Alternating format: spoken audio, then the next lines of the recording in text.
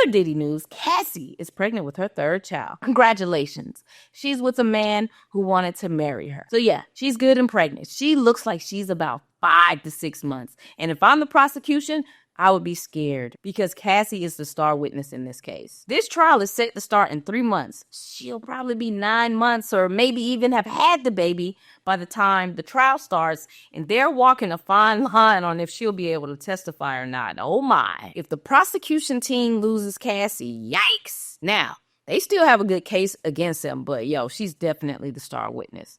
On the contrary, if she's pregnant and you put her on the stand and she's crying, talking about everything she went through, that's going to be tough on a jury, man. Diddy has the cards stacked against him. Gosh. Now, his lawyer has just came out and they're saying that this case is bogus and needs to be dismissed. They have had the ability to get some of the evidence, and based off what they're saying there's no case here. They're saying this situation is between two consenting adults, Cassie and Diddy. Cassie wanted to do everything. She wasn't pressured. She wasn't under the influence. She was in her right mind. And based off the tapes, the lawyer said, looks like she even enjoyed it. So let's rewind and take a look and see what Diddy's actual charges are. He's charged with racketeering, trafficking, and transportation to engage with prostitution. Even if Cassie looks like she's having the time of her life, it does not take away from trafficking and transportation. If you hired workers to come in and engage in intimate acts with you, your homeboys, or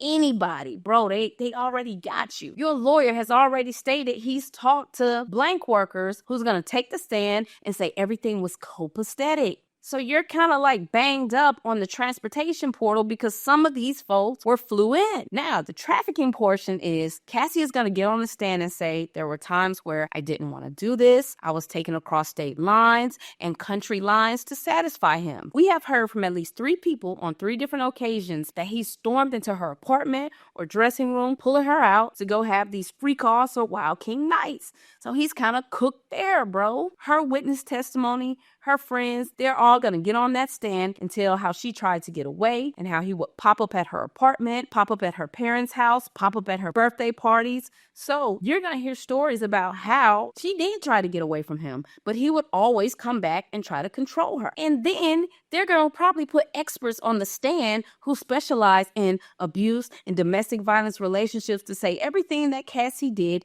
was normal because she was scared and she loved him and she wanted to be with him. And maybe at the moment she didn't realize what he was doing was wrong. But now that she's gotten away, she's realized that she really was a victim. This is going to be an uphill battle for Diddy. Now, one good thing he does have going for him is the lawyers are saying all of the taped evidence came from Cassie. He's saying nothing was found from the raid. There was no surveillance video.